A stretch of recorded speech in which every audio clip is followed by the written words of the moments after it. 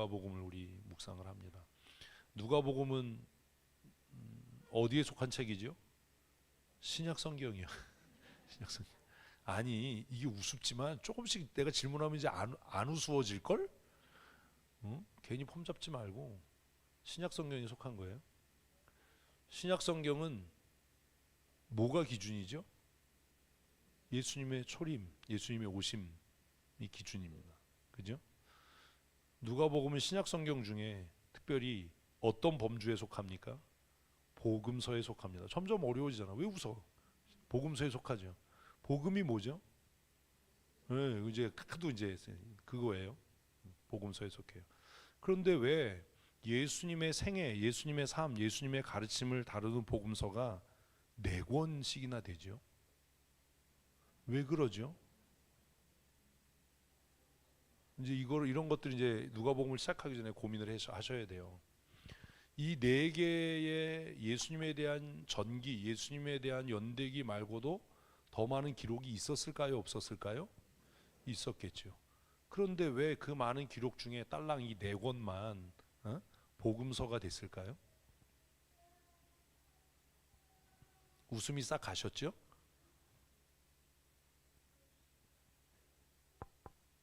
왜 그랬을까요? 누가복음 묵상하기 전에 이런 고민을 좀 하셨어야 되는 거예요. 어제 왜 그랬을까요? 누가 그렇게 했을까요? 하나님께서 그랬겠죠. 하나님께서 딴소리 할까봐 빨리 얘기하는 거예요. 하나님께서.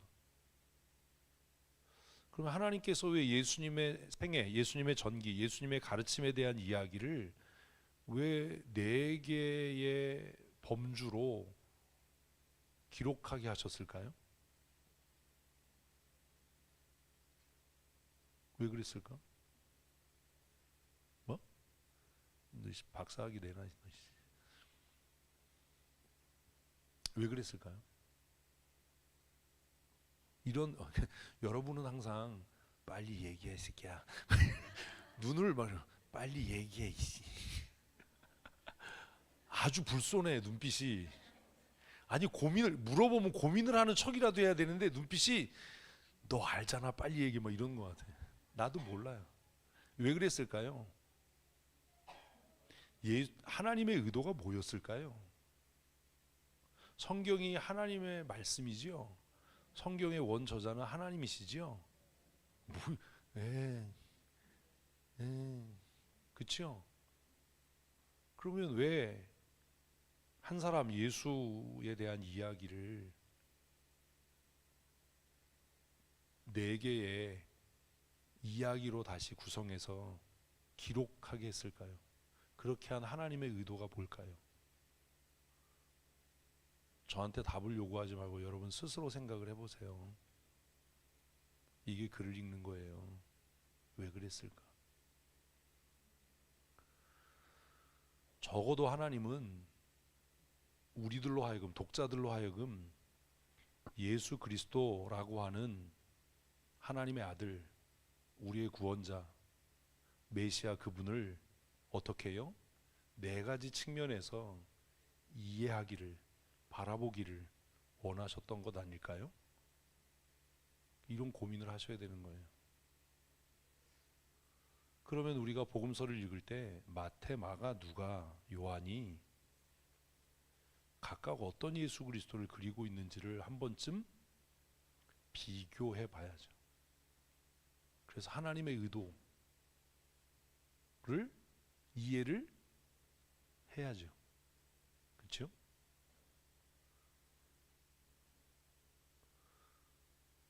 그러면 이 4개 복음서를 기록한 사람들의 특징을 한번 먼저 생각해 봐야 그 의도를 명확하게 알 수 있을 거 아니에요.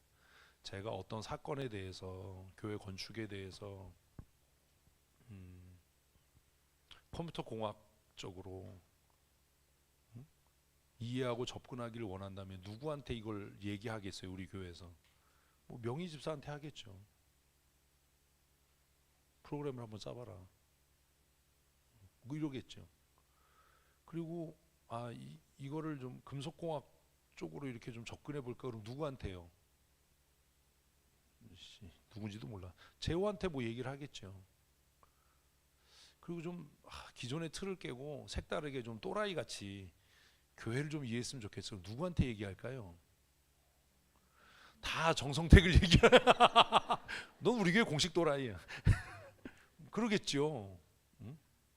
유진이 제일 크게 웃었어. 둘이 만나서 해결해. 뭐 그러겠죠. 의도를 갖고 의뢰할 거 아닙니까? 응? 이거 뭐 패션 디자인 측면에서 교회 색감이나 이런 것들을 좀 생각해서 교회를 건축하고 인테리어를 했으면 좋겠어. 그럼 누구에게요? 유진이에게 이야기를 하겠죠. 이런 것처럼 예수 그리스도 하나의 인격, 한 존재에 대해서 하나님은 각각 네 가지 특성을 갖고 있는 기록자들로 하여금 예수 그리스도의 연대기를 기록하게 하신 것 아닙니까? 그 중에 우리는 누가가 기록한 복음서를 토요일부터 묵상을 하는 겁니다. 그래서 본문을 읽고 다루기 전에 먼저 이런 생각들을 좀 하셨어야 됩니다. 그러면 누가복음의 특징을 이해하려면 누굴 이해해야 돼요? 이 사람의 전공이 뭐냐? 이 사람이 어떤 사람이냐? 이 사람이 어떤 성향을 갖고 있는 사람이냐를 생각해야 되는 겁니다. 누가는 어떤 사람이에요? 이성적인 사람. 또 누가는 어떤 사람이에요? 고미자 원사님? 의사. 의사인 거 어떻게 알아? 이력서 봤어요? 어느 의대 나왔대? 이렇게 주워 들은 거 이제 안 통해. 뭐 주워 들어서 외워서 이런 거 우리 안 써줘 그런 거. 공교육 권사님 누가는 어떤 사람이? 이제 주치의라고 하려다가 이제 옆에서 혼난 거 보고 이제 말을 바꾼 거지. 얼굴만 보면 아주. 누가는 어떤 사람입니까? 누가는요 복음서를 기록한 사람 중에 유일하게 이방인이에요. 헬라 사람이에요. 이런 생각을 잘 안 한다는 거예요. 그러면 하나님은 유대인의 관점이 아닌 누구의 관점에서, 이방인의 관점에서 누구를?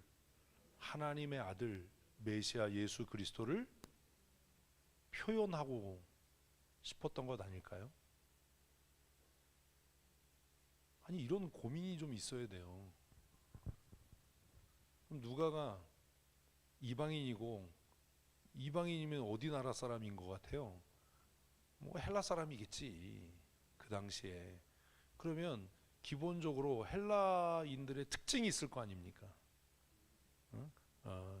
박미철 장로님이 들리지도 않는 소리로 궁시렁거리는 거예요. 논리적이다.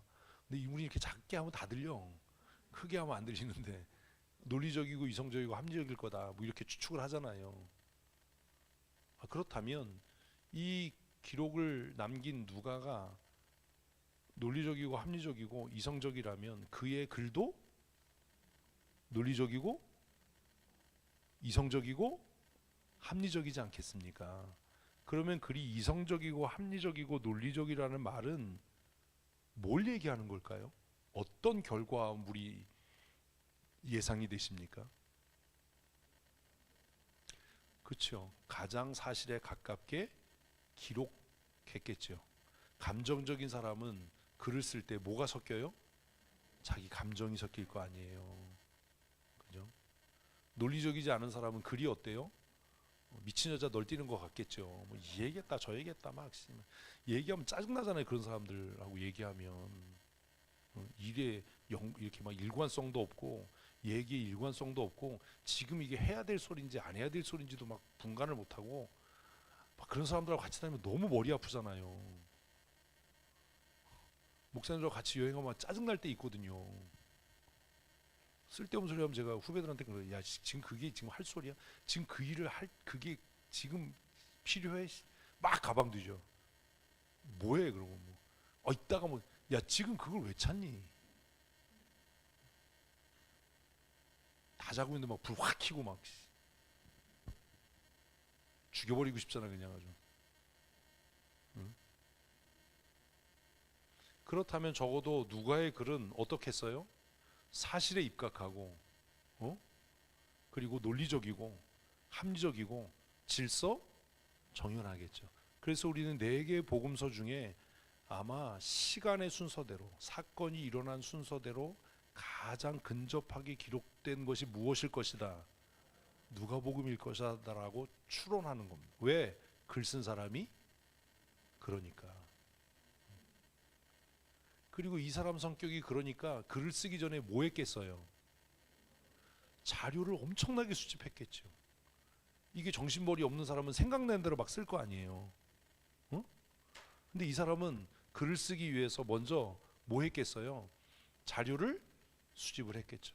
그리고 그것들을 비교 검토해서 시간의 순서대로, 일이 발생한 순서대로 배열하지 않았겠습니까? 이런 걸 제가 이렇게 얘기할 게 아니라 여러분 스스로 생각할 수 있어야 된다는, 이게 안 되면 참 어려운 거예요.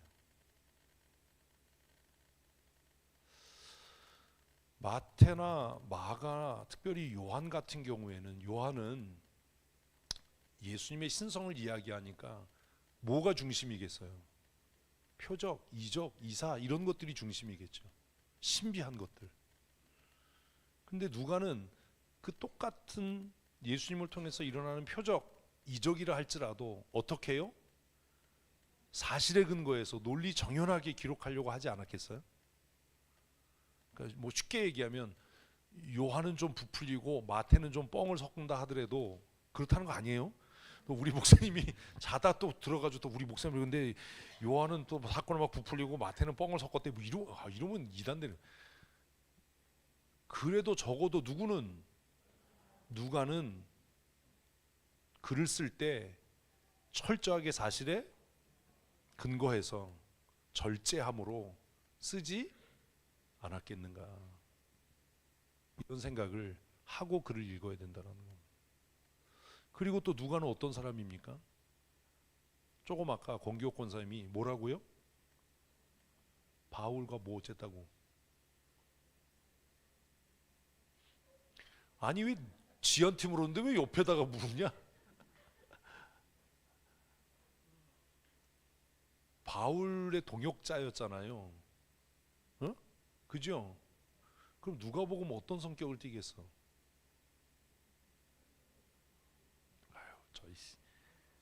아유. 자, 다시 바울이 뭐 한 사람이야? 참, 너 권사 그만해. 임직한 지도 얼마 안 되는데 그만 때려쳐. 바울은 순회 선교사였어요. 뭘 내야 내는, 그런 건 나도 하겠다. 바울은 순회 선교사였어요. 그렇죠? 개척 선교사였어요. 이런 것도 정리가 안 되나? 바울이 우리가 뭐 통상적으로 아는 대로 3차에 걸쳐서 선교 여행을 했어요. 선교 여행을 했다는 것은 바울이 어떤 선교를 했다는 거예요? 순회 선교를 했다는 거죠. 지금은 보편적으로 선교사 하면 어떤 나라에 정착해서 그곳에서 터를 잡고 그곳에서 평생 교회를 세우고 뭐 학교를 세우고 이렇게 선교를 하잖아요. 근데 바울은 사도행전 기록을 보면 그가 소아시아 지역을 순회하는 순회 선교를 했고, 자기가 복음을 전한 것을 다시 돌아서 양육하는 순회 선교를 했어요. 그리고 그의 선교는 교회를 뭐 하는 거야? 개척하는 일을 했어요. 그래서 바울이 세운 교회들이 이 갈라디아서, 에베소서, 빌립보서, 골로새서 이런 거 아닙니까? 응? 뭐 알고 그렇다는 거야. 그냥 그러니까 그런 거야. 그런 거잖아요. 그러면 바울과 함께 이 일을 했던 누가가 어떤 글을 쓴다면 그 글의 성격은 뭐겠어? 에라이 선교적이겠지. 아유 무슨 바울이 나와 거기에. 선교적이겠죠. 자기도 모르게 그 안에 뭐 선교적인 색깔이 입혀져 있겠죠. 응? 그리고 바울의 선교 전략과 정책이 무엇을 세우는, 교회를 세우는 것이었다면 누가의 글의 특징 중에 하나가 뭐겠어요? 교회를 지향하겠죠.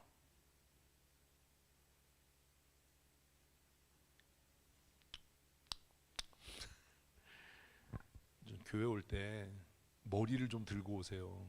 가방을 들고 오지 말고 머리를. 응? 이런 생각을 안 하는 거예요. 여러분만 안 하는 게 아니에요. 이런 종류의 글조차 없어. 그래서 누가복음은 다분히 뭐라고요?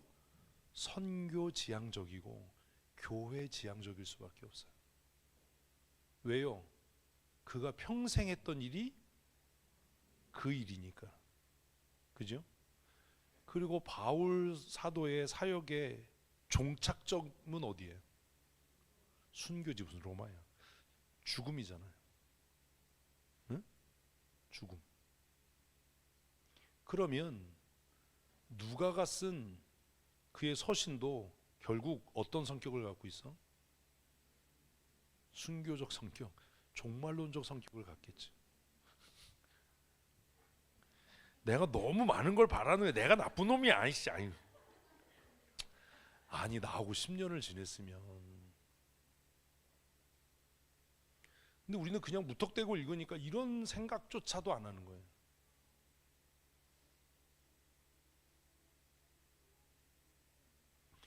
마태복음이 얘기하는 종말과 누가복음과 사도행전이 이야기하는 종말의 색깔이 같겠습니까? 다르겠습니까?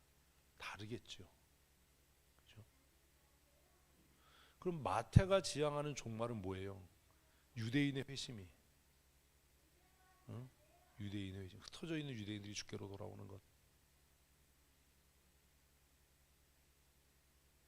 그러면 사도 바울과 누가가 지향하는 종말은 뭐겠어요? 모든 열방이 주께로 돌아오는 거.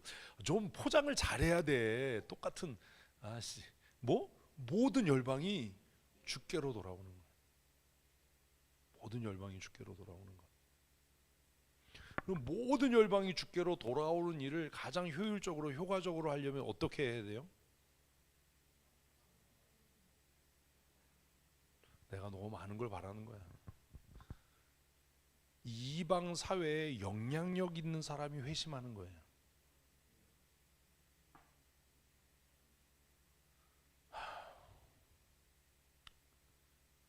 그래서 대가리에게 편지를 쓰는 거예요. 데오빌로 가카요.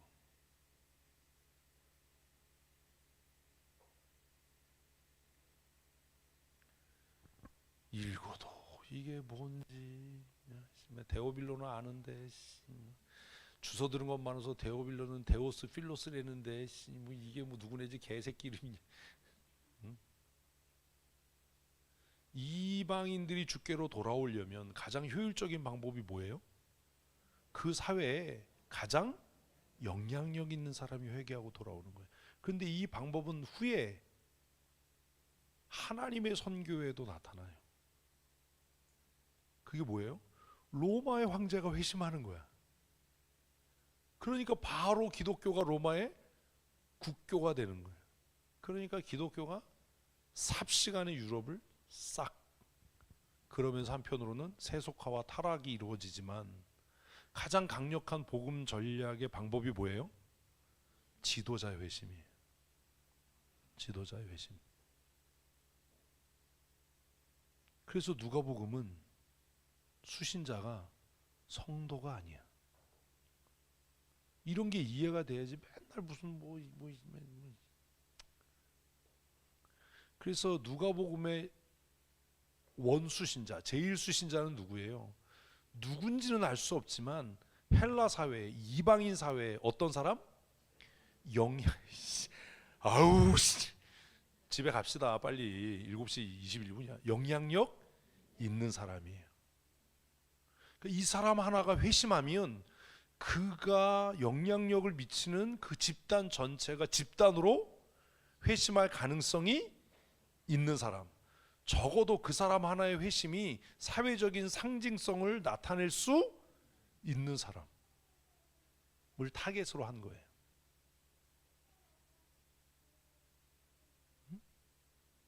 그래서 누가복음을 읽을 때 그냥 예수님에 대한 이야기야가 아니라 이 글은 뭐다? 선교 지향적이고 종말론적이고 교회를 지향하고 있고 그리고 이방 사회, 헬라 사회에 상당히 영향력 있는 사람을 위해서 쓰여진 글이다. 누가복음을 분류하라고 하면 누가복음은 분류상 뭐가 될 것 같아요? 그러면 전도편지예요. 전도편지. 우리는 이런 식으로 전도편지를 써본 일이 없다고요. 누가복음은 전도편지. 굉장히 길잖아요. 누가복음 굉장히 장황해요. 막 1장인데 진리게 80절 막 이래. 와 씨. 우리는 20절 넘어가면 벌써 침 흘리고 자고 있는데 막 80절 막 와. 내일 또 1절부터 또 읽어. 왜 이렇게 장황하고 길어요? 논리적으로 합리적으로 설명하려고 하니까. 그래서 우리 설교가 긴 거예요. 듣는 사람의 수준에 맞춰서 이를 시간 순서대로 논리적으로 반박할 수 없도록 그냥 읽기만 해도 납득하고 수용할 수밖에 없도록 해야 되니까 문장이 단순하면서 길고 내용이 장황할 수밖에 없어요. 근데 누가복음을 다 쓰고 나니까 뭔가 좀 부족한 거야. 어? 뭔가 부족한 거야. 뭐가 부족해요? 야, 그래서 예수가 죽었는데 죽어서 어떻게 됐다는 거냐 도대체.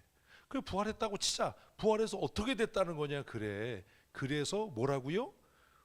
예수가 죽고 부활해서 약속한 대로 성령이 임했고 그래서 교회가 세워졌고 그래서 교회가 누가복음에서 예수 그리스도가 바라보았던 그 예수의 환상 조금 아까 했잖아. 열방이 주께로 돌아오는 그 환상이 누구를 통해? 바울이라고 하면 죽어. 교회를 통해. 이 얘기를 조금 천천히 했으면 바울이라고 힘차게 대답을 하고 오늘 순교를 할 수 있는 건데 뭘 통해? 교회를 통해 이루어져 가더라. 응? 바울을 통해 그럼 바울이 죽으면서 끝나잖아요. 교회를 통해 하나님의 나라가 이루어져 가더라. 예수 그리스도가 꿈꿨던 모든 민족, 모든 나라, 모든 열방이 주께로 돌아오는 그 환상이 이루어져 가고 있다. 있었다. 그 종결이 아니에요.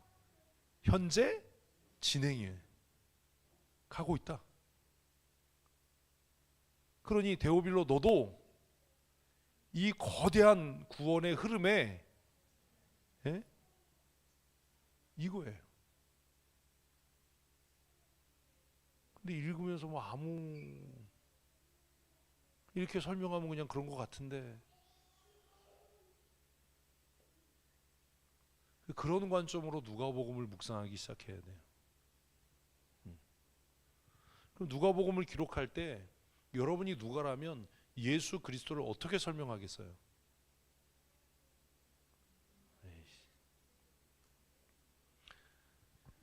이순신 장군이 있었나? 이순신이 있어. 이것도 왜 이래? 너 그러지 마. 너 그러면 내 낙심해. 그러면 안 되잖아. 이순신 장군이 있었나? 영원히 갖추라고 그러면 안 돼. 너 맨 앞에 앉아가지고 그러면 어떻게 알아? 그 기록이 모인 걸 우리는 기록이 공신력 있게 모여진 걸 뭐라고 그래? 역사라고 그러지. 이놈의 박사를 이걸 역사라고 그러잖아. 이순신이 있었다는 걸 뭘로 알아? 역사로 알잖아. 그러면 누가는 예수 그리스도의 존재, 하나님이신 예수 그리스도의 현현, 그걸 뭘로 설명할 거야? 그렇지. 그래서 사가랴 얘기가 나오고 하나님의 약속이 이루어졌다가 나오는 거야. 이것도 이해를 못하면서 뭐 말씀대로 이루어졌다. 말씀대로 이루어졌다가 아니에요. 뭐라고 써야 돼요? 예수는 역사다. 그를 이해를 못하는 거예요.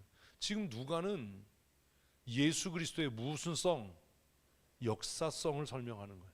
우연히 된 게 아니다. 누가 만들어낸 신화가 아니다. 조작된 게 아니다. 예수 그리스도의 탄생은 역사적인 뭐다? 필연이다. 사실이 아니야. 필연이다. 역사적인 필연이다. 역사적인 필연이고 역사적인 사실이다. 그것을 내가 이렇게 증거한다. 그래서 다른 복음서에 없는 탄생의 배경이 쫙 나오고 그 이후에 4장에 가서 족보가 다시 나오는 거예요. 마태복음은 그냥 뭘로 우겨? 족보로 우기는 거예요. 족보로. 족보 있어? 돈 주고 샀지. 응? 이해되셨어요? 이런 구조인 거예요. 그래서 누가복음에는 다른 복음서에 없는 왜 이런 얘기가 있지? 그러니까 뭐 말씀대로 이루셨다, 말씀이 이루어졌다, 이걸 넘어서 그를 이해하면 누가는 지금 예수 그리스도의 역사성을 이야기하는 거구나. 예수는 역사적인 필연이다. 그분은 오실 수밖에 없다. 무엇으로? 역사적으로. 집에 가재니까 뭘로? 역사적으로. 이러면 노동 착취하는 거야. 여러분 불의한 거야. 돈은 조금 주면서 아침 저녁으로 부려먹고 이번 주에 막 19가정 신방하고 막 불의한 거지. 아니 이걸 내가 왜 여기서 이러고 있는지 모르겠어. 이거를 차라리 그냥 뭐 돈 받고 팔든지. 이해되셨어요? 누가복음을 읽으면 족보 얘기가 나오기 전까지 누가는 뭘 얘기를 하는 거예요? 예수 그리스도가 왜 역사적으로 올 수밖에 없었는지, 그리고 이게 왜 역사적인 사실일 수밖에 없는지를 설명하려고 애쓰는 거예요. 근데 듣는 사람이 누구니까? 헬라인이니까. 헬라인이니까 어떻게 논리적으로, 이성적으로, 합리적으로 쓸 수밖에 없는 거예요. 왜? 그러지 않으면 읽는 사람이 개병인데 뭐 이런 구라를 치네 뭐 이렇게 되니까 합리적이고, 누가 읽어도 이거는 논리적이고 합리적이고 이성적일 수밖에 없다. 가장 합리적이고 이성적인 건 뭐예요? 증인을 대는 거야. 증인. 이 일에 뭐가 있다? 증인이 있어. 그게 누구야? 사가랴와 엘리사벳. 응? 그런 구조로 글을 쓰는 거예요. 읽으면서 이게 이해가 돼야 돼요. 그러면 다 끝난 거예요, 1장. 근데 이거를 이해를 못하고 그냥 딜이 읽어가지고 무슨 뭐 하나님의 말씀이 이루어졌어요 뭐 이러면은 이건 뭐 그건 뭐 성경은 뭐 언제 하나님의 말씀이 안 이루어졌나? 뭐 새삼스럽게 하나님의 말씀이 이루어졌대. 창세기부터 하나님 말씀이 다 이루어졌어요. 그냥 성경 어디를 읽고도 제목이 하나님의 말씀이 이루어졌어요. 그러면 다 돼. 어이구, 축도를 하려네. 잘못 눌러서. 시작도 안 했는데. 시작 안 한 거예요 아직. 그럼 우리는 또 생각이 들잖아요. 여태까지 뭐 한 건데? 그냥 얘기한 거예요. 시작을 안 했어. 1장 1절도 안 읽었잖아 아직. 그런 이해를 갖고 글을 접할 때 하고 아무 생각 없이 그냥 읽어 내려가서 그냥 뭐 내가 그냥 느낀 거 쓰는 거 하고는 이거는 다른 이야기인 거예요. 그러니까 이제 누가복음을 읽으면서 우리는 뭘 봐야 돼요? 선교의 역사. 그리고 그 세계 선교의 중심이신 예수 그리스도, 교회, 그 교회의 머리이신 예수 그리스도, 그분이 이루신 하나님의 구원, 그분을 통해 이루어져가는 열방과 모든 민족의 구원, 이런 것들을 누가를 통해 듣고 볼 수 있어야 돼요. 좀 다른 측면에서 누가복음을 읽으셔야 돼요. 왜냐하면 누가는 평생 뭐 했던 사람이에요? 선교에 동원된 사람이야. 나 진짜 본문으로 가야 되는데 자꾸 이러면 안 되잖아. 선교에 동원된 사람이에요. 자기 의지와 관계없이 사도 바울과 동역했다는 얘기가 뭐냐면 누가는 자기 의지와 관계없이 바울 사도에 의해서 선교에 동원된 사람이에요. 응? 그렇잖아요. 저와 함께 선교지를 갔다 오든지 선교에 동참해 본 사람이 글을 쓰면 무슨 글 쓰겠어요? 선교적인 마인드로 쓸 거 아니에요. 응? 아이, 참나. 그런 거잖아요. 그러니까 누가복음은 다른 복음서와 이런 독특한 차별성을 가져요. 왜? 마태, 마가, 요한은 선교에 동원된 적이 없는 거예요. 선교가 뭔지를 몰라요. 이방인을 만난 일도 없어요. 근데 심지어 누가는 자신이 이방인이에요. 그러니까 누가복음은 이방인에 대해서 어때요? 호의적이죠. 마태는 이방인에 대해서 조금 배타적이라면 어떻게 알아요? 예수는 유대인의 왕이다. 이거잖아요. 아브라함과 다윗의 후손으로 오신 분이다. 그러면 이방인들이 볼 때 우리와 관계 없네? 뭐 이럴 수 있잖아요. 근데 누가는 자신이 헬라인이고, 그러면 헬라인의 눈으로 본 예수는 도대체 어떤 예수인가? 이방인의 눈에 비친 예수는 도대체 어떤 메시아인가? 유대인의 눈에 비친 예수와 이방인의 눈으로 그리고 있는 예수는 어때요? 다르죠. 유대인의 눈으로 본 예수는 어떤 예수예요? 헛소리 하기 전에 빨리 얘기를 할게요. 다윗의 왕국을 회복할 뿐이에요. 아, 진짜. 에? 다윗의 왕국. 근데 이방인들의 관점에서 야, 예수가 와서 다윗의 왕국을 회복해 이러면 이방인들은 어떻겠어요? 배타적이잖아요. 어이씨, 니네들끼리 잘해 먹어라 씨. 이렇게 될 거 아니에요. 그러면 누가는 예수를 다윗의 왕국을 회복할 뿐으로 그리겠어요? 아니죠. 어떻게 얘기하겠어요? 열방의 왕이다. 모든 나라와 모든 민족의 왕이시다. 달라지는 거예요, 이런 것들이. 근데 그런 것들을 이해하고 글을 읽으셔야 돼요. 우리가 새신자가 아니잖아요. 근데 우리는 병아리 같은 늙은 닭이기도 하고 병아리 같은 구렁이기도 하고 뭐 이래가지고 그런 게 참 슬픈 거예요. 교회를 막 수십 년 다녔는데 이제 그런 고민을 하시면서 누가복음을 묵상하셔야 돼요. 이제 본론을 시작하십시다. 1절부터 이제 집에 언제 가지? 4절까지를 먼저 한번 읽어보십시다. 시작.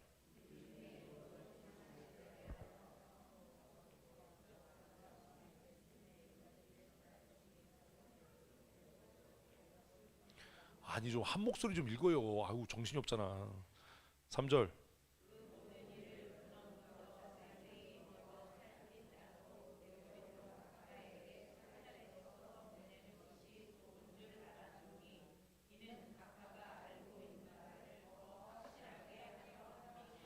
자, 4절까지 제가 얘기한 이야기가 모두 담겨져 있어요. 누가는요 예수님에 관해서 뭐라고 얘기해요? 사실이다. 1절에 뭐다? 사실이다. 이건 신화가 아니다. 지어낸 얘기가 아니다. 사실이다. 또 뭐라고 얘기합니까?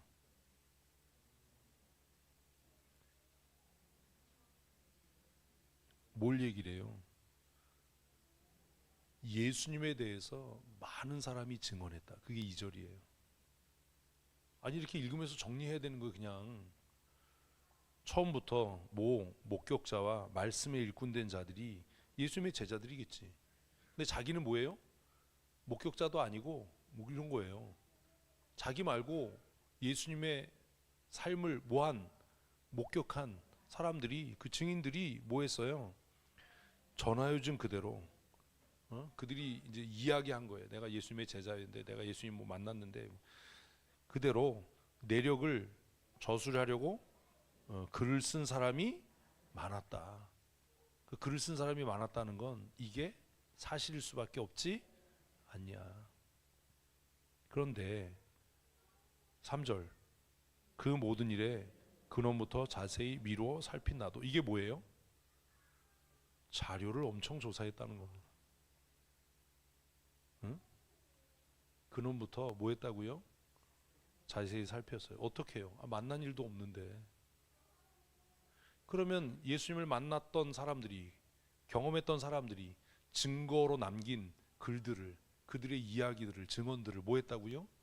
수집하고 점검하고 검토해서 자기도 그 사실에 근거해서 글을 쓰기로 했는데, 그 글의 목적이 뭐다?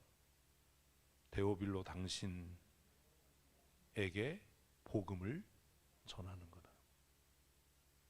그래서 이 편지는 선교 편지가 되는 겁니다. 전도 편지가 되는 겁니다. 아, 그런 거구나. 그러니까 4절까지 소문에 모든 게 다 있어요, 이미.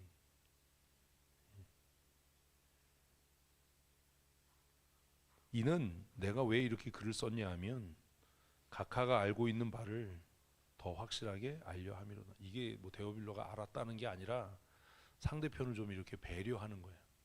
전도하는데 너 아무것도 모르지 이러면 싸움이 돼요. 응? 아우 선생님 훌륭하시네요. 많이 알고 계시네. 이렇게 해야지.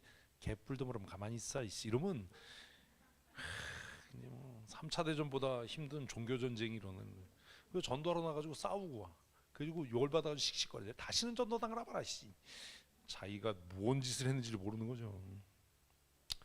5절부터 12절까지 읽습니다. 유대왕 헤롯 때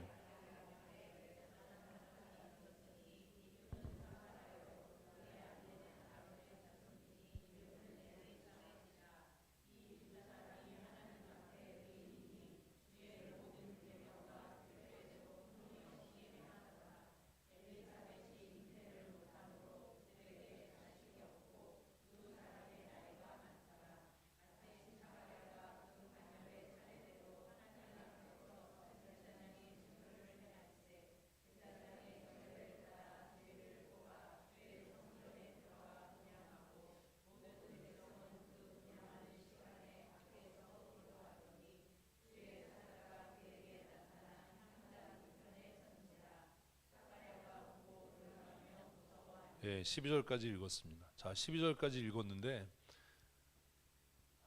질문을 하나 할게요. 이 글의 수신자인 데오빌로는 어떤 사람인 것 같습니까?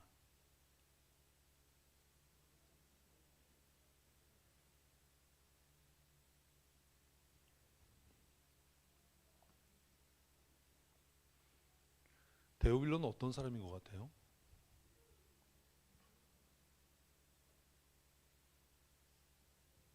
이게 여러분 글 좀 읽으세요. 글 읽는 훈련이 안 돼서 이런 거예요. 데오빌로는요 유대인의 문화를 잘 알고 있는 사람이에요. 왜요? 그러지 않았다면 제사장이 반열대로 제비 뽑아 이런 얘기를 할 필요가 없어요.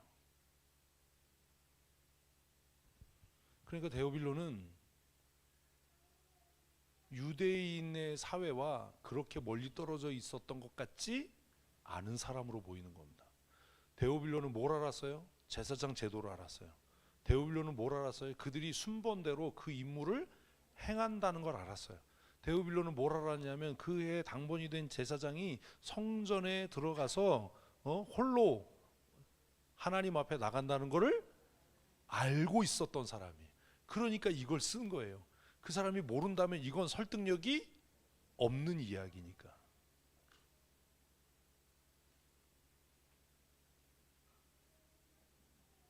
그런 거예요. 아니 상대편이 모르는 얘기 해봐야 재미없고 지겹지. 아니까 지금 이 얘기 한 거잖아요. 데오빌로는 유대의 역사를 알고 있었던 사람이에요. 어떻게 알아요?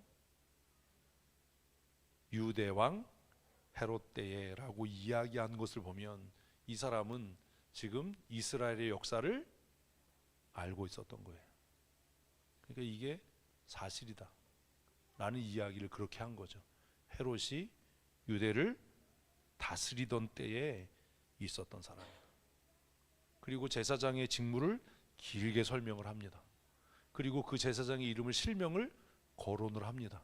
그렇다면 이 사람이 적어도 이 제사장이 실존했던 사람인지 아닌지를 뭐 할 수 있는, 확인할 수 있는 그만큼 유대 문화에 가까이 있는 사람이었을 가능성이 높다라는 겁니다.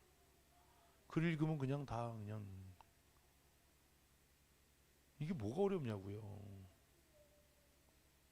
성경을 모르는 게 아니라니까요, 우리가.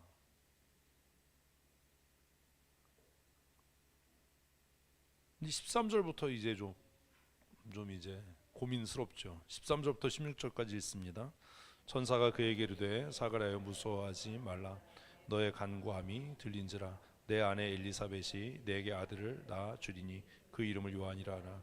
너도 기뻐하고 즐거워할 것이요 많은 사람도 그의 태어남을 기뻐하리니 이는 그가 주 앞에 큰 자가 되며 포도주나 독한 술을 마시지 아니하며 모태로부터 성령의 충만함을 받아 이스라엘 자손의 주 곧 그들의 하나님께로 많이 돌아오게 하겠습니다. 그 굉장히 신비한 이야기를 하잖아요. 그죠? 천사가 사가랴에게 나타나서 말을 했다라는 이야기를 합니다. 그렇다면 이 데오빌로는 또 어떤 사람인 거예요? 이 영적인 존재나 영혼의 존재에 대해서 인정하는 사람이에요. 야, 무슨 뭐 영적 이랬으면 이런 얘기 안 써. 응? 그러니까 이 데오빌라라는 사람이 뭐에 대해서, 영적인 세계에 대해서 열려 있는, 그 이야기를 수용할 수 있는,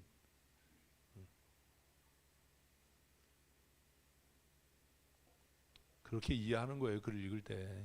아, 데오빌로가 그런 사람, 그런 성향의 사람이었구나. 그리고 데오빌로가 이 글을 보면 뭘 알았던 것 같아요? 나시린의 제도에 대해서도 어느 정도 알았던 것 같다. 그러면 이 사람은 유대를 다스리기 위한 고위 공직자였을 겁니다. 로마가 어떤 지역을 지배하려고 하면 로마의 정책은 탄압이 아니었어요. 네?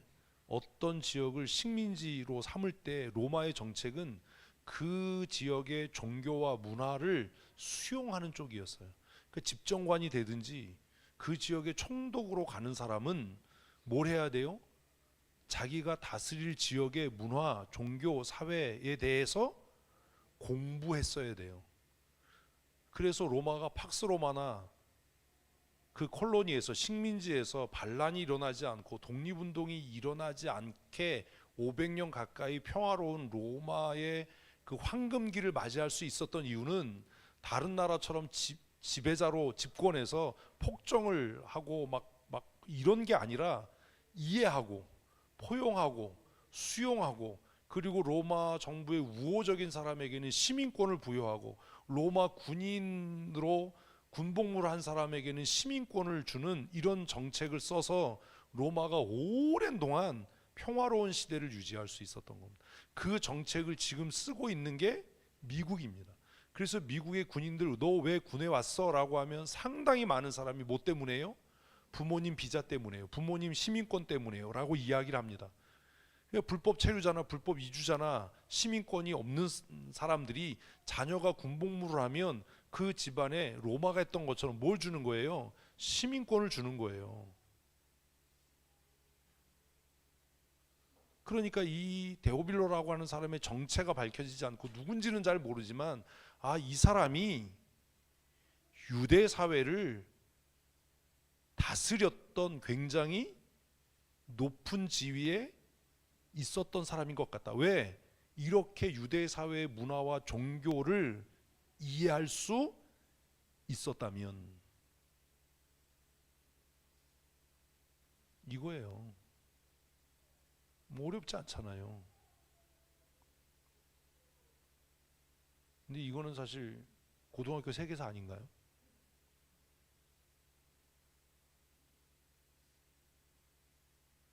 성경 공부하면 똑똑해진다니까요. 그래서 지금 누가가 뭘 얘기를 하는 거예요? 나시린의 제도, 이게 전통이다. 그러면 나시린이 되면 적어도 거짓말은 안 하는 거지. 하나님과 모한 사람이니까, 언약을 맺은 사람이니까. 응? 지금 그 얘기를 해요. 17절부터 우리 20절까지 계속해서 읽습니다. 그가 또 엘리야의 심령과 능력으로 주 앞에 먼저 와서 아버지 마음을 자식에게 거스르는 자의 슬기로 돌아오게 하고 주를 위하여 세운 백성을 준비하리라. 사가랴가 천사에게 이르되 내가 이것을 어떻게 알리오? 내가 늙고 아내도 나이가 많다. 천사가 대답하여 이르되 나는 하나님 앞에 서 있는 가브리엘이라. 이 좋은 소식을 전하여 내게 말하라고 보내심을 받았노라. 보라, 이 일이 되기까지는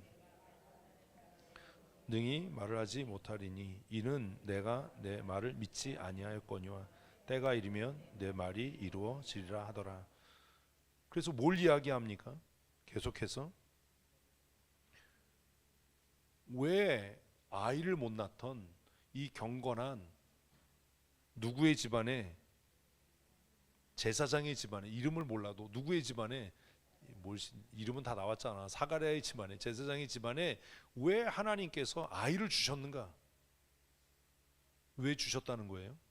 이게 인간의 힘으로 잉태된 것이 아니다라고 하는 것. 그렇다면 후에 오실 예수도 이런 거죠. 그리고 그를 왜 태어나게 했냐면 뒤에 오실 메시아의 첩경을 준비하기 위해서 그를 보내시는데, 그가 와서 할 일이 뭐라는 거예요? 회복이에요. 그게 17절이에요. 17절이 뭐래요? 엘리야의 심령과 능력으로, 이거는 뭐 그렇고, 주 앞에 먼저 와서, 메시아 앞에 먼저 와서. 그러니 예수 그리스도는 어떻게 오신 분이에요? 하나님의 지혜로 철저하게 계산돼서 오신 분이에요. 근데 이거 이날 첫날 읽으면서 뭐 쓸 게 없으니까 말씀대로 이루어졌습니다 밖에 없는 거예요. 하나님은 어떤 하나님이에요? 하나님의 구원을 이루시기 위해서 철저하게 계획하시고 행하시는 하나님이에요. 예수님을 그냥 보낸 게 아니라 예수님께서 이 땅에 오셔서 메시아의 사역을 감당하기 위해서 누구를 통해? 사가랴, 이분들이 진짜 사가랴를 통해, 그 늙은 사가랴를 통해 아이를 낳게 하시고 그 아이에게 성령의 충만함, 누구의 마음? 엘리야의 마음을 주셔서 하나님을 떠난 백성의 마음을 돌이켜 하나님께로 돌아오게 하시는 그런 분이 누구라고요? 하나님 아버지예요. 왜 쓸 말이 없어요? 하나님은 이런 분이. 자, 그러면 이 글을 읽는 누가, 데오빌로가 호감이 가겠을 것 같아요? 안 갔을 것 같아요? 자신이 뭐 집정관이 됐든 뭐가 됐든 군사를 움직일 때도 어떻게 하는데요? 철저하게 계획하고 준비하고, 그래서 그 일을 시행하는데, 하나님께서 인류를 구원하기 위해 메시아를 보내는데 그냥 어느 날 보냈어. 믿어. 이게 설득력이 있겠어요? 하나님도 철저하게 뭐 하신다? 계획하시고 그 일을 이루어 가신다. 이게 설득력이 있겠어요? 읽으면서도 이런 게 이해가 안 되니까 그냥 뭐 하나님 말씀대로 이루셔서 이거 말고는 뭐 할 말이 없는 거예요. 하나님은 그런 분이에요. 그러면 이게 이제 우리에게 적용되면 우리도 어떻게 해야 돼요?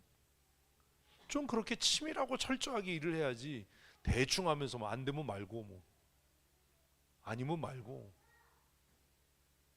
이게 하나님의 사람으로 할 말이고 할 일이냐? 하나님은 예수 그리스도를 이 땅에 보내시기 위해서 누구를 택하셔서 그 시대에 가장 좀 뭐 앞에 붙어야지, 그 시대에 가장 경건한 제사장의 가정을 택하셨는데, 그 가장 경건한 수많은 사람 중에 어떤 사람? 불임 가정, 사람의 힘으로는 자녀를 낳을 수 없는 가정을 택하셔서 이미 하나님의 은혜와 능력을 드러나게 하셨다라는 겁니다. 그리고 그가 제사장임에도 불구하고 못 믿은 거죠. 왜? 자기 상황을 보면 이건 일어날 수 없는 일이니까. 그러니까 하나님은 그의 믿음 없음을 통해서 하나님의 역사하심을 드러내기 위해 너 안 믿었으니까 이렇게 된 거예요. 그 얘기를 쭉 써내려가는 거예요. 얼마나 치밀해요, 글이. 그래서 그 사람이 나왔는데 어떻게 됐어요? 말을 못해. 21절부터 25절 읽습니다. 이게 어제 본문이잖아요. 시작. 백성들이 사가랴를 기다리며 그가 성전 안에서 지체함을 이상히 여기더라. 그가 와서 그들에게 말을 못하니 백성들이 그가 성전 안에서 환상을 본 줄 알다. 그가 몸짓으로 뜻을 표하며 그냥 말 못하는 대로 있더니 그의 직무의 날이 다 되매 집으로 돌아가니라. 이후에 그의 아내 엘리사벳이 잉태하고 5달 동안 숨어 있으며 이르되 주께서 나를 돌아보신 날에 사람 앞에서 내가 부끄러움을 없게 하시려고 이렇게 하셨다. 왜 숨었어요? 창피하잖아. 노산인 거지. 창피하잖아. 그래서 숨었어 일단. 지금은 내가 부끄러워 숨지만 내가 출산하는 날에 하나님께서 사람들 앞에서 내 부끄러움을 없게 하실 거다. 그럼 이 이야기를 통해서 이건 좀 멀리 나가야 되는 건데, 멀리 나가면 무슨 얘기가 되냐면 예수 그리스도를 하나님께서 보내신 이유는 그의 오심을 통해서 우리의 부끄러움을 뭐 하신다? 떠나가게 하실 거다. 이건 너무 멀리 간 거예요. 이런 건 생각하지 말아야 돼. 머리카락 빠져. 그렇지 않아도 뭐 소갈머리가 빠진다고 자꾸 그러는데 그러지 말아야 돼. 그래서 사가랴가 나와서 말을 못하게 된 거예요. 그러니까 사람들이 뭐라고 생각해요? 아, 신비한 체험을 했구나. 하나님의 임재를 보았구나. 그렇게 생각하는 거예요. 근데 그가 말을 못하니까 그냥 그렇게 인정하는 거예요. 우리는 인정 못하죠. 막 밤새도록 해먹고 아주 들들 볶을 거야 그냥 씨. 말 못하는 대로 그 직무를 다 마쳤어. 그리고 집으로 돌아간 거예요. 이게 어제까지예요. 그럼 어제 말씀을 통해서 우리가 생각해야 되고 적용해야 될 게 뭐냐라는 거예요. 복음, 이걸 전도 편지로 생각하면 우리가 복음을 전할 때 누구 입장에서 그거를 해야지 무슨 하나님이 뭐시 그래야 되는 거구나. 그러면 복음을 전할 때 먼저 해야 될 게 뭐예요? 아니요. 헛소리 하지 말고 복음의 내용에 대한 완전한 이해가 있어야 돼요. 무슨 상대방을 이해를 해. 복음에 대한 완전한 이해가 있어야 돼요. 응? 복음에 대한, 요리할 때도 그렇잖아. 요리할 때 뭐가 있어야 돼요? 재료에 대한 이해가 있어야지 요리의 완성도가 높아지지. 아롱사태 가지고 고 먹으면 돼요? 난 고 먹어. 물에 빠진 거 싫어서. 이해되셨어요? 복음에 대한 완전한 이해가 있어야 돼요. 그리고 나서 뭐에 대한, 대상에 대한 배려가 있어야 돼요. 이해가 아니라 배려가 있어야 되는 거예요. 왜 전도 대상자를 우리가 작정해요? 그냥 뭐 아무나 찍어서 이름 써놓고 뭐 식구들 이름 써놓고 이게 아니야. 우리 전도가 실패하는 이유가 그거예요. 첫째, 뭐도 없어요? 복음의 진리에 대한 이해도 없는 거야. 그리고 뭐도 없어요? 대상자에 대한 배려도 없는 거야. 지가 하고 싶은 얘기 하는 거예요. 아니 이게 첫날, 근데 우리는 사실 사도행전을 읽으면서 누가복음을 읽으면서 조금 아까 얘기하기 전까지는 이게 전도를 위한 편지였다라는 생각을 아예 안 하니까 아무리 읽어봐도 적용할 게 없어. 뭘 하지? 말씀대로 이루셨네. 그러면 안 된다는 거예요. 아니 어느 성경은 말씀대로 안 이루어졌냐고. 또요. 뭐가 있어야 돼요? 이거 하면 또 이제 57분이나 벌써 이제 끝내야 되겠네. 오늘 것까지 해야 되네. 성경 읽으면서 좀 이런 논리적인 접근과 고민, 누가복음은 특별히 그래요. 이 본문을 어떻게 우리에게 적용할 건가? 본문이 우리에게 말씀하는 게 뭔가? 하나님은요, 어떻게 일하신다고요? 정말 치밀하고 질서정연하게 일하세요. 그럼 우리는요, 이런 것들이 적용이 돼야죠. 그 제가 얘기했잖아요. 믿음, 은혜, 사랑 이런 거 써놓으면 그건 적용도 아니고 그를 이해를 못한 거예요. 아니 성경 어디에 믿음, 은혜, 사랑 뭐 하나님이 말씀대로 이루셨어. 뭐 이거 아닌 성경이 어디 있어? 그렇잖아요. 하나님도 능력이 무한하신 하나님도 메시아 예수 그리스도를 보내시기 위해서 어떻게 해요? 정말 치밀하게 예? 일하시더라. 그죠? 그러면 우리도 주의 일을 할 때 좀 철저하게 준비하고 그렇게 해야 되는 거. 이런 것들이 우리의 삶도 그렇게 경영해야 되는 거구나. 또 본문을 통해서 우리가 보게 되는 게 뭐예요? 때로는 우리의 삶에 잉태됨이 없는 것 같은 그런 공허함이 때로 하나님의 때에 하나님의 거룩하신 뜻을 위해 쓰여질 수도 있는 거구나. 사가랴가 애가 많았다면 그렇잖아요.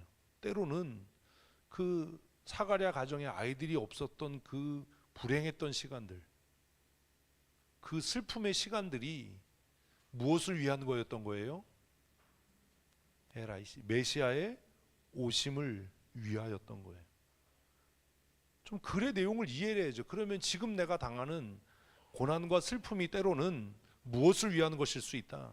하나님의 영광을 위한 것일 수도 있겠구나. 아니요, 우리는 잘못해서 맞는 거예요.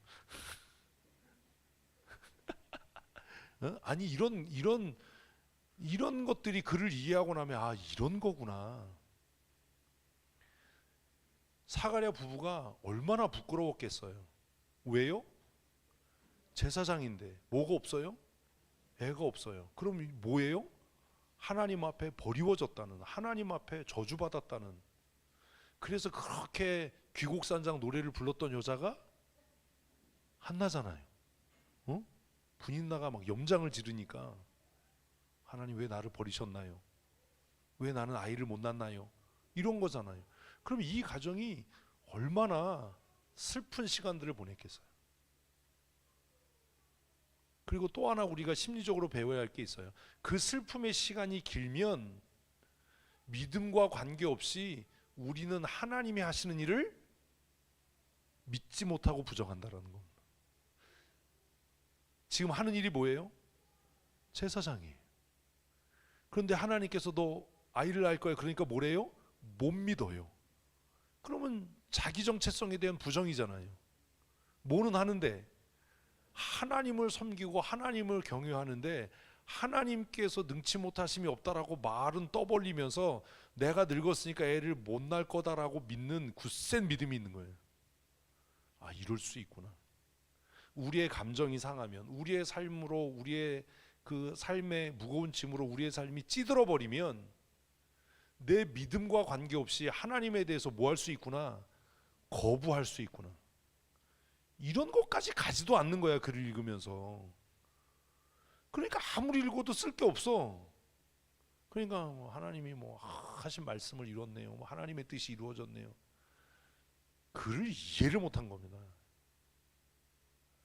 사가랴가 믿음이 없어서 그랬나요?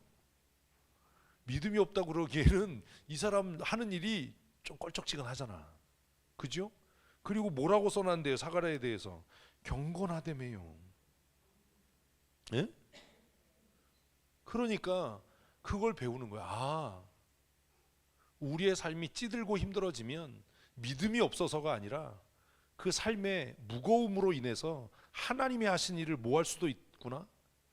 거부할 수 있고 부정할 수 있겠구나. 아, 이걸 조심해야 되는 거구나. 근데 또 보이는 게 뭐예요? 그래도 하나님은 포기하지 않으신다라는 거.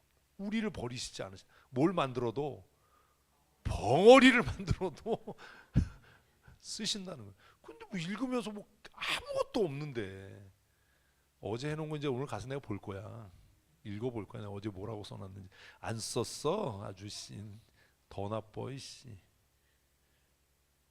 그러니까 읽고 이해가 안 되면 큐티를 안 올려 인간들이. 아씨, 할 게 없는데 씨. 왜 없어? 왜? 네? 이 옆 사람한테 다른 복음 전하지 마세요, 박문사님. 하루 종일 읽어도 안 된다고 막 그러지 말고, 속삭이는 건 다 들린다고 내가 그랬잖아. 하여튼 작은 소리로 하고 욕하고 이런 거 다 들려요. 아니에요. 큰 소리로 하는 건 안 들리고 좋은 소리 하는 건 안 들려. 그렇죠. 큰 소리로 욕하세요. 그럼 모두가 다 들어. 아, 이것도 또 심각한데 그러면. 그 글을 읽는 훈련들을 자꾸 하셔야 돼요. 안 된다고 생각하지 말고 그냥 모르겠으면 오늘은 죽었다 깨어나도 모르겠다 이렇게라도 큐티를 올리세요. 네? 아, 그래도 돼요. 그럼 모든 사람이 읽고 개뿔 능력이 없구나 이러겠지. 아니, 그렇게 정직함이라도 니네는 올리지도 않는 것들이 왜 웃어? 그냥 볼 거예요 제가 박건사님. 아니, 그렇게라도 자꾸 노력을 해야 하나님께서 긍휼히 여기시든지 뭐 은혜를 주시든지 뭘 하지. 그리고 이해도 안 됐는데 이상한 소리를 쓰지 말고, 뭐 믿음으로 삽시다 뭐 이런 거 하지 말고, 어? 믿음으로 삽니다, 은혜로 삽니다, 이건 뭐 다지 뭘.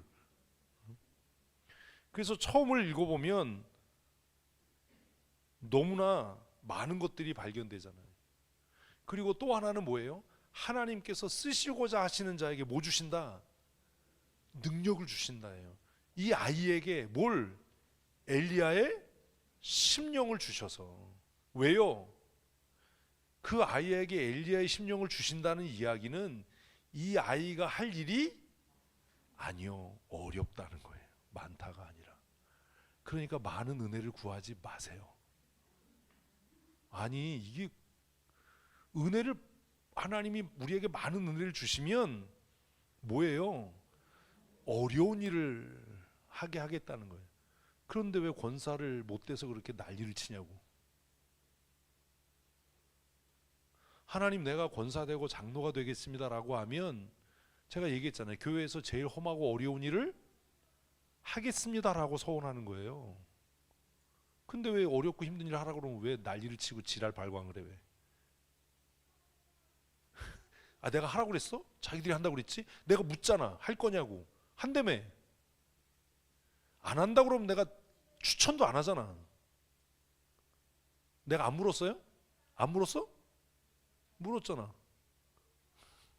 계속 그러면 죽여버려 그냥. 아니, 그래서 권사 아니, 우리는 굉장히 민주적이라니까. 너 권사 할 거냐? 하겠냐? 그 선배 권사님들한테 다 확인해봐라 했잖아.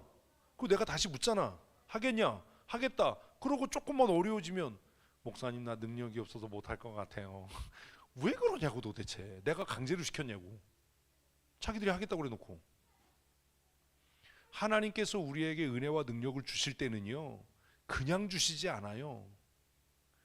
그래서 아는 거야. 이 아이에게 하나님께서 뭘 주신다고요? 엘리야의 심령을 주셔. 이러면 엘리야가 뭐 했죠? 딴 건 몰라도 그거 있잖아.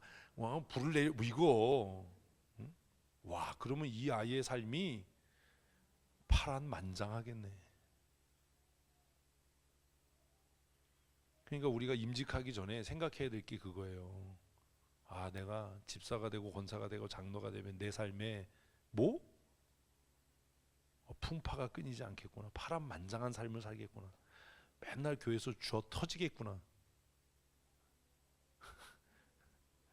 성도들이 잘못해도 욕먹는 건 장로고, 장로가 잘못해도 욕먹는 건 장로고, 뭐 이래야 되는데 맨날 욕먹는다고 입을 삐죽거리면 사기친 거예요, 하나님한테.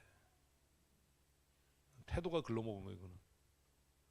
왜 하나님께서 태어나지도 않은 아이에게 엘리야의 심령과 능력을 주시겠다라고 이야기하냐? 그러면 우리는 읽으면서 이 아이의 삶이 살벌하겠구나. 그러면 내가 하나님 앞에 뭘 구할 때 은혜를 절대로 구하지 말아야 되겠구나. 근데 이미 구했거든요. 내가 하나님 앞에 은혜를 구할 때 내가 뭘 각오해야 되는 거예요?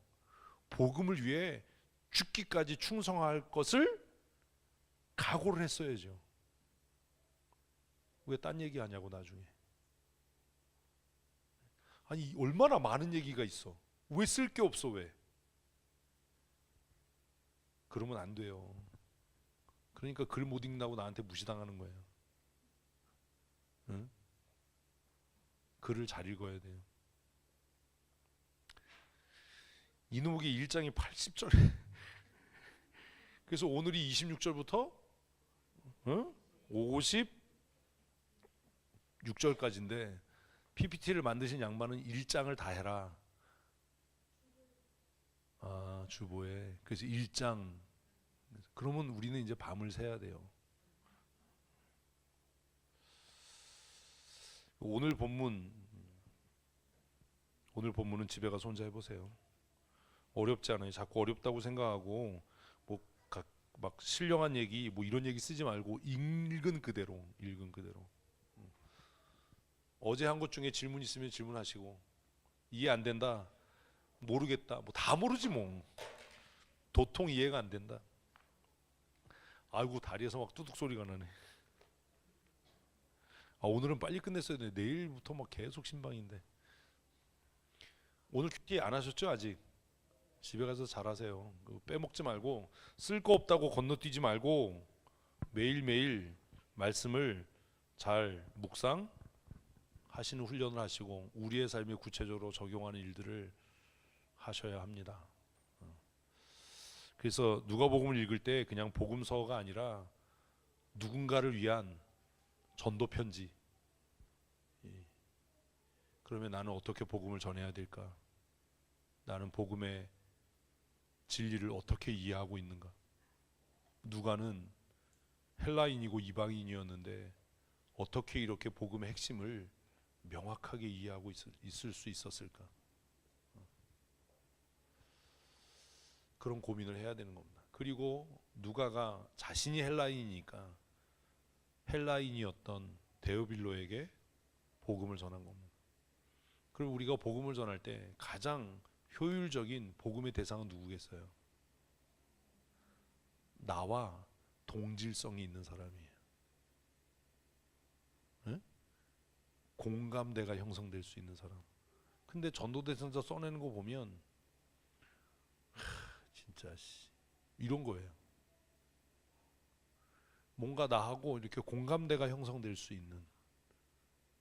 그래서 올해 소그룹 편성을 아예 직장인 이렇게 편성한 이유 중에 하나도, 직장인을 누가 전도할 수 있어요? 직장인이요. 주일학교는 주일학교 아이들이 전도해야 주일학교가 부흥해요. 만약에 누가가 정말 야심차게 유대인들을 위해서 편지를 썼다면 어떻게 됐을까요? 우리 이런 생각을 안 한다고요. 쓸 생각도 안 하는 겁니다. 이런 거구나. 이래야 되는 거였구나.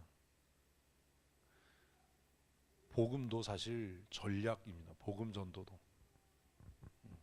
전략적인 작전과 배려가 있어야 되는 겁니다. 그런 것들을 기가 막히게 잘하는 게 이단이에요. 신천지나 이런 사람들을 보면 왜 우리는 이런 게 안 될까? 왜냐하면 우리는 복음에 대한 긴박성, 다급함이 없는 거예요. 하나님의 나라가 곧 임할 거다라고 하는 의식이 없는 거예요. 오전에 우리 찬양한 것처럼 주님 나라 임하시네, 그의 나라 멀지 않았네, 이런 복음에 대한 긴박성이 있다면 우리도 막 뜨거운 마음으로 복음을 전하겠죠. 너 그러다 지옥 간다. 근데 우리는 너 그러다 지옥 간다가 아니라 교회가 초청 행사하니까 한번 와봐, 우리 교회 와서 한번 예배 참석해봐. 이건 전도가 아니에요. 그걸로는 승부가 안 나요. 그런 건 하지도 마세요. 그런 고민이 좀 있었으면 좋겠습니다. 누가복음 이제 묵상 시작했는데 본문이 좀 길어서 하루 분량이 좀 많아지는 날이 있을 겁니다. 시간에 쫓기지 마시고 천천히 시간을 투자해서 읽는 훈련을 좀 하시면 좋을 것 같습니다. 내일 모레 이틀 동안 우리 어르신들 가정 신방이 있습니다. 이번 주에 19가정 신방을 하는데 제가 시간 관리를 잘 할 수 있도록 위해서 기도해 주시기를 바랍니다. 화요일은 말씀드린 대로 우리 봄노회를 준비하는 행정시찰회가 춘남교회에서 모입니다. 제가 신방 일정 때문에 시찰에 참석 안 한다고 이야기를 했고, 그리고 제가 시찰장이니까 행정 서류는 다 검토를 해야 돼서 아마 신방 끝나고 나면 오후에 각 교회가 헌의한 그 서류들을 점검하고 검토해서 노회로 보내는 일들을 또 하게 될 겁니다. 이번 한 주간 굉장히 좀 시간을 빡빡하게 보내야 되는데 시간 관리 잘할 수 있도록 기도해 주시고, 사실 19가정 신방하려면 19편의 설교를 준비해야 되고 수요 기도회, 금요 기도회, 주일 설교까지 이게 막 그냥 막 너무 감사한 거죠.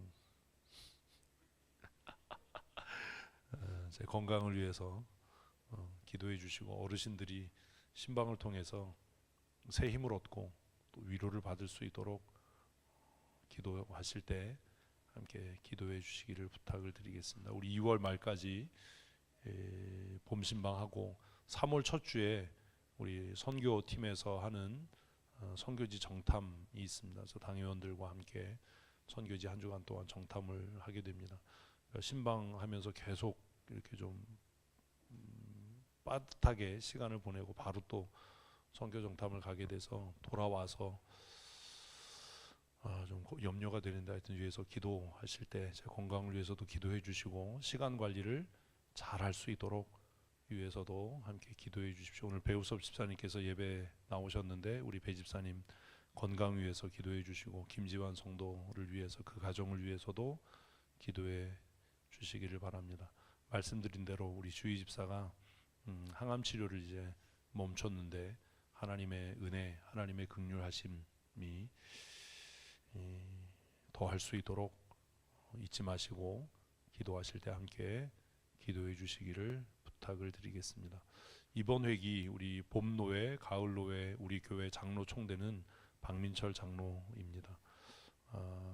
장로 총대를 이제 봄노회 천서를 하고 그 천서된 장로가 교회 성도를 대표해서 노회에 참석하게 됩니다. 처음 노회에 참석하는데 우리 박민철 장로 위해서 여러분 기도해 주시고, 봄노회는 박민철 장로가 혼자 우리 총대로 가지만 이경선 장로도 함께 노회에 참여를 해서 노회원들과 또 교제도 나누고 또 노회에 참여하는 그런 경험도 쌓을 수 있도록 그렇게 하려고 합니다. 이번 봄노회는 4월 7일입니다.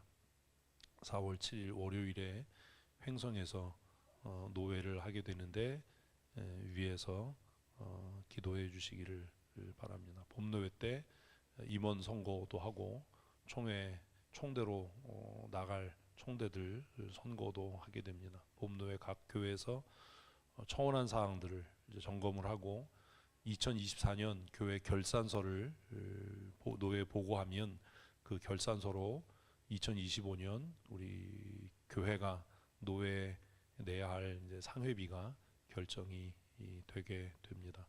이런 절차들을 위해서도 여러분 잊지 마시고 함께 기도하실 때 기도해 주시기를 부탁을 드리겠습니다. 내일 아침에 함께 신방에 참여하실 분들은 9시 반까지 늦지 않게 교회로 오셔서 함께 기도하고 장영자 권사님 가정부터 우리 박길순 권사님 가정까지 내일 신방하니까 기도하시면서 참여해 주시고, 내일 특별히 배우섭 집사님 가정 신방이 있습니다. 우리 배 집사님 가정 신방하면서 하나님께서 그 가정에 필요한 은혜를 충만하게 더하시도록 신방에 참여하시는 분이나 신방에 함께 참여하지 못하시는 분들도 내일은 우리 배우섭 집사님 가정을 위해서 특별히 함께 기도해 주시기를 부탁을 드리겠습니다. 바쁜 일정 가운데도 우리 장로님들이 저녁에 퇴근하고 저녁에 신방 일정이 있는 가정에는 함께 지금 신방에 참여하고 계시는데 우리 장로님들 피곤하지 않도록 또 기도해 주시고 또 출입하고 경영하는 사업장과 또 직업에도 하나님께서 크신 은혜를 더하시도록 위해서 여러분 기도하실 때마다 함께 기도해 주시기를 부탁을 드리겠습니다. 우리 함께 기도하시겠습니다. 하나님, 시편 기자는 하나님의 말씀이 달고 오묘하여 꿀과 송이꿀보다 더 달다고 고백했습니다. 하나님의 말씀이 우리들에게 때로 너무나 어렵고 또 이해되지 않는, 풀리지 않는 문제 같기도 합니다. 우리의 지혜 없음을 불쌍히 여기시고 약속하신 말씀대로 성령 하나님께서 스승 되셔서 우리를 진리의 말씀 가운데로 이끄시고 인도하셔서 하나님의 말씀이 우리에게 깨달아지게 하시고 감추어진 말씀이 아니라 밝히 드러난 말씀으로 우리의 마음을 설레이게 하며 우리의 삶을 변화시키는 은혜와 능력이 되게 하여 주시옵소서. 하나님의 말씀 앞에 우리의 심령이 길가와 같아지지 않게 하시고 가시떨기와 돌밭같이 되지 아니하도록 주님 은혜를 더하여 주시고 말씀이 선포되고 또 말씀을 읽고 묵상할 때에 좋은 땅에 뿌려진 씨가 100배의 결실을 맺는 것 같이 하나님의 말씀이 우리의 삶 가운데 열매 맺게 하셔서 하나님의 자녀됨의 권세를 누리는 삶 살아가게 하여 주시옵소서.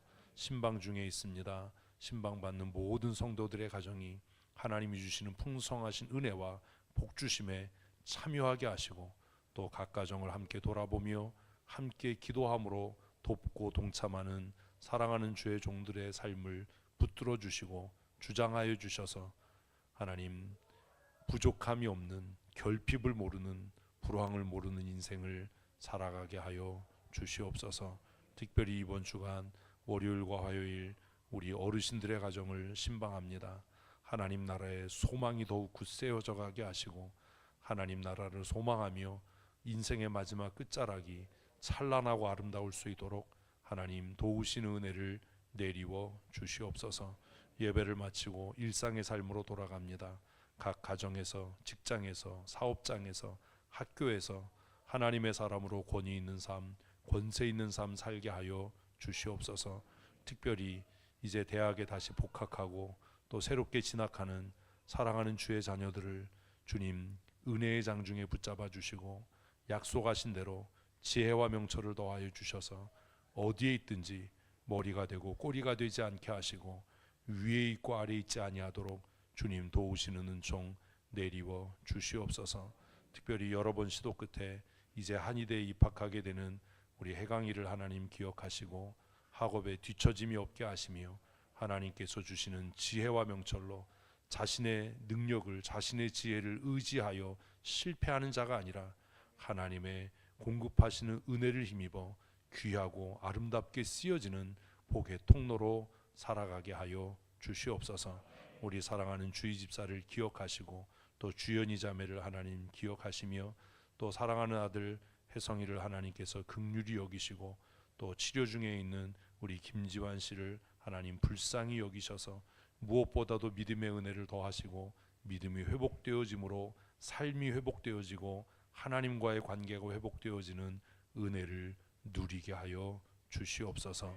하나님께서 우리 모든 성도들의 삶과 그들의 가정에 넘치는 은혜와 복 주시기를 간절히 소원합니다. 교회의 머리가 되시고 우리의 삶의 주권자가 되시는 복의 근원이 되시는 우리 구주 예수 그리스도의 크시고 놀라우신 은혜와 아버지 하나님의 크고 놀라우신 사랑하심과 성령님의 교통하시고 우리 각 사람의 심령에 친히 찾아오셔서 우리를 위하여 말할 수 없는 탄식으로 간구하시며 우리를 진리 가운데로 인도하시고 이끄셔서 하나님의 사람으로 염려와 근심이 없는 삶을 살게 하시고 먼저 그의 나라와 그의 일을 구하여 아버지께로부터 모든 필요한 것을 공급받아 승리하고 풍성한 믿음의 삶 살게 하시는 강권적인 은혜와 충만케 하시는 역사하심이 오늘 기쁜 마음으로 주 앞에 나와 예배하고 이제 일상의 삶으로 돌아가는 사랑하는 성도들의 가정 위에와 그들이 경영하며 출입한 일터와 사업장 위에와 사랑하는 자녀들과 또 그들의 남은 모든 삶 가운데 영원토록 함께 있을지어다. 아멘.